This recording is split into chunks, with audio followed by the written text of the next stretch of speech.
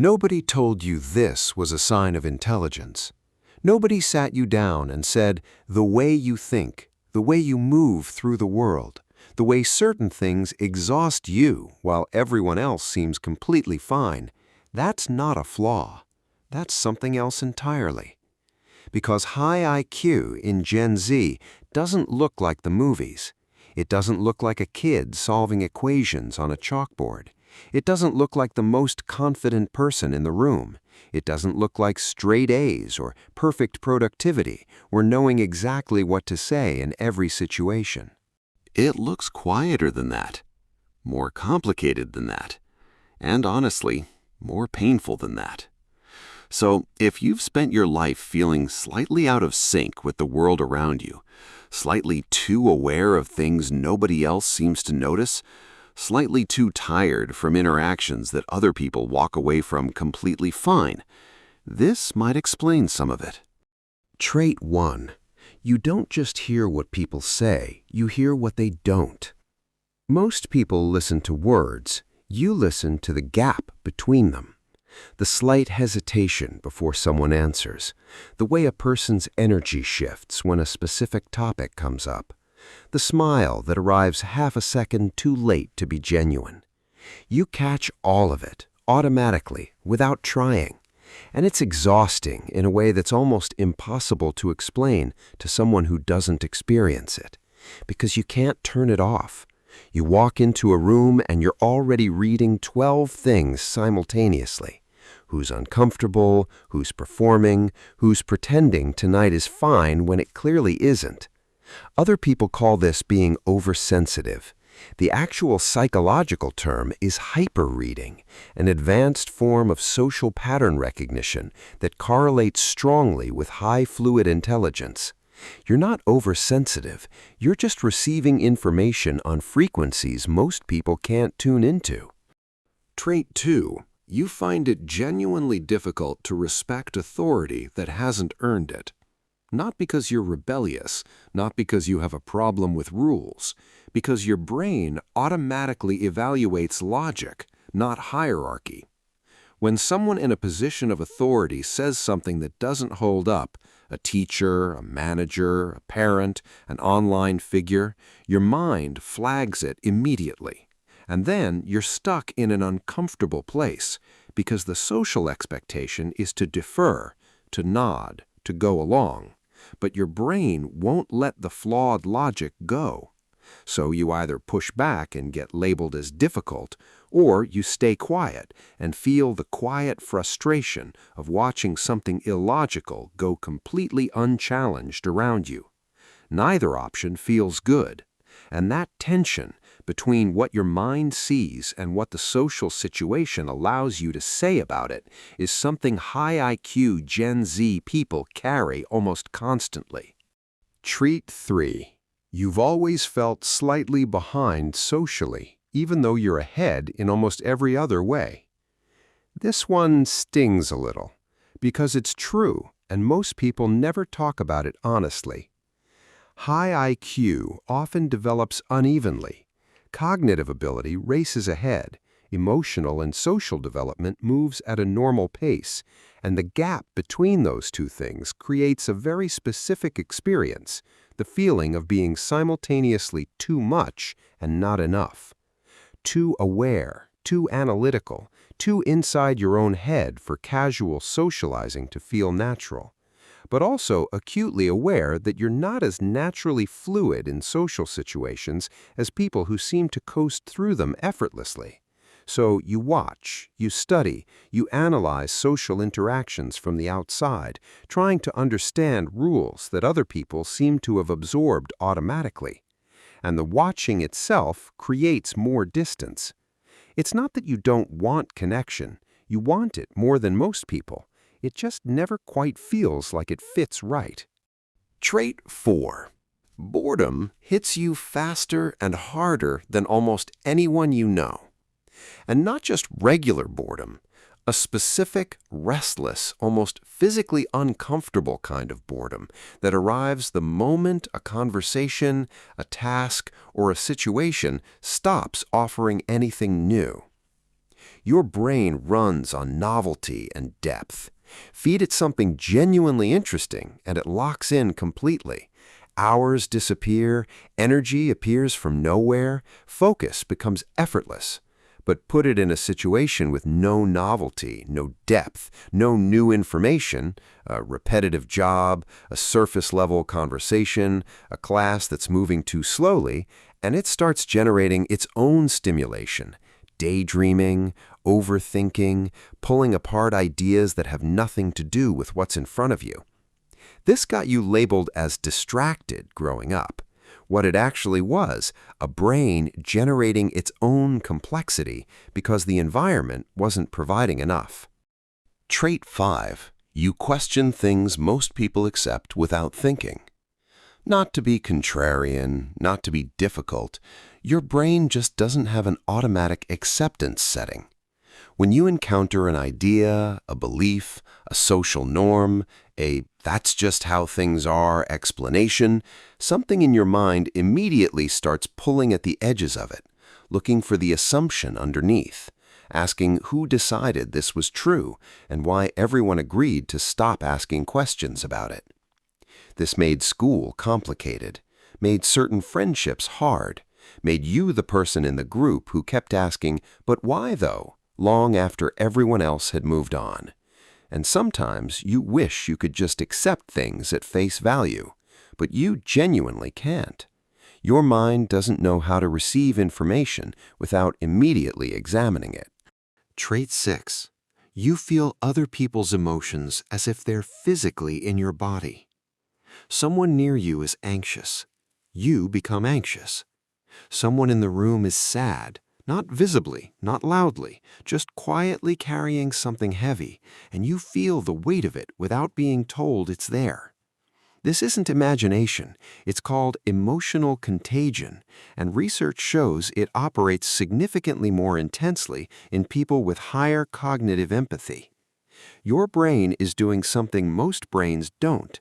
It's running a continuous, automatic simulation of the emotional states of people around you, which makes you incredibly attuned to others and incredibly depleted after being around them for too long.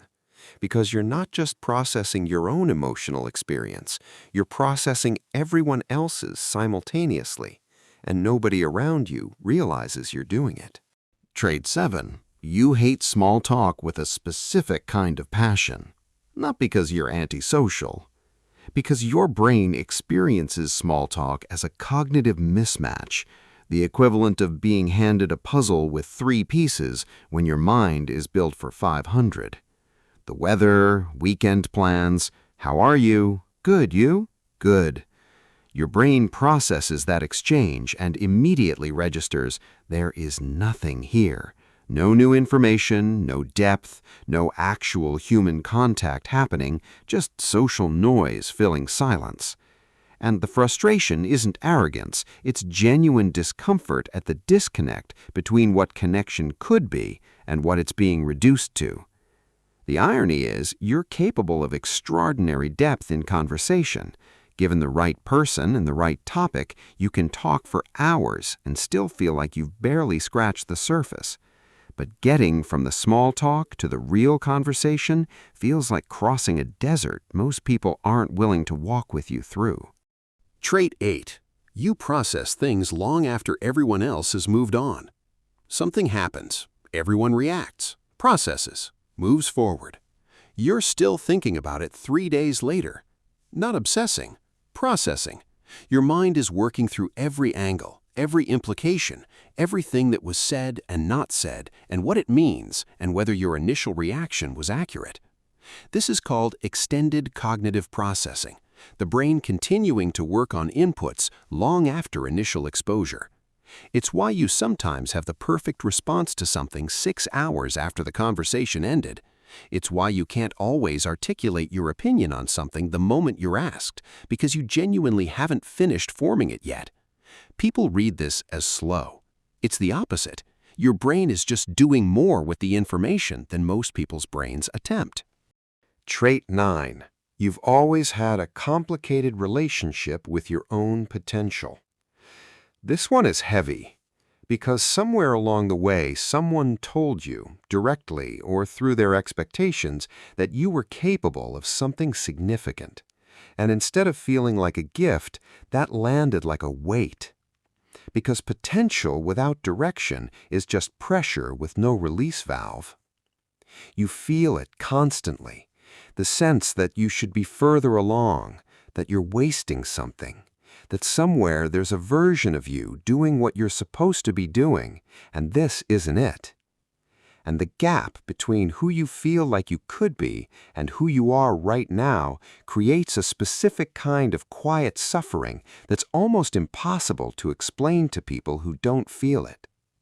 It's not depression exactly. It's not laziness. It's the psychological weight of carrying capability you haven't figured out how to use yet. Trait 10. You can lose hours in one thing and then struggle to do basic tasks. Total absorption in something genuinely interesting, then complete inability to send a simple email. This isn't inconsistency. It's how a high IQ brain allocates resources. When something triggers deep interest, a topic, a problem, a creative project, the brain enters a state of hyperfocus that feels almost chemical. Everything else disappears. Time stops registering. Energy becomes seemingly unlimited. And then when that thing ends, the system crashes. Ordinary tasks feel like trying to run through concrete. It looks like inconsistency from the outside. From the inside, it feels like having a high-performance engine that only runs properly on premium fuel and spending most of your life in situations that only offer regular. Trait 11. You often feel like you're performing a version of yourself rather than actually being it. Like there's a real you somewhere underneath the one showing up to daily life. The one that learned which version of itself was acceptable and slowly built a presentation around that. Which topics to bring up, which parts to hide, how much of the real thinking to actually say out loud versus how much to keep internal, because past experience proved it was too much for most rooms. Psychologists call this masking, the construction of a social persona that differs significantly from the authentic self. High IQ people do this constantly, often without realizing it became automatic. And the exhaustion of that, of always being slightly translated, slightly edited, slightly performed, is something that accumulates quietly over years, until you barely remember what the unedited version actually sounds like. Trait 12. You understand people deeply, but feel deeply misunderstood yourself. The final one, and probably the loneliest. You can read people with remarkable accuracy. You understand their motivations, their fears, the things they're not saying underneath the things they are.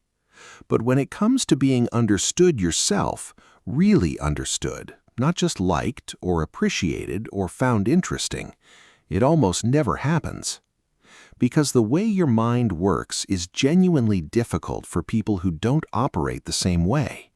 The connections you make, the depth you go to, the things you notice and feel and can't stop thinking about, most people encounter it and nod politely without really tracking it. And you've gotten used to that. You've learned to calibrate how much of yourself to offer in any given conversation. But underneath the calibration, there's still that quiet, persistent wish. To be in a room with someone who gets it without explanation, someone who doesn't need you to translate yourself, someone who just follows. If you recognized yourself in most of these, the exhaustion, the depth, the constant gap between how you experience the world and how the world seems to experience itself, that's not a burden you've been carrying wrong. That's just what it costs to think the way you think. And the fact that it's cost you something real doesn't mean it's wrong. It means it's rare. And rare things are always harder to carry, but they're the only things that last.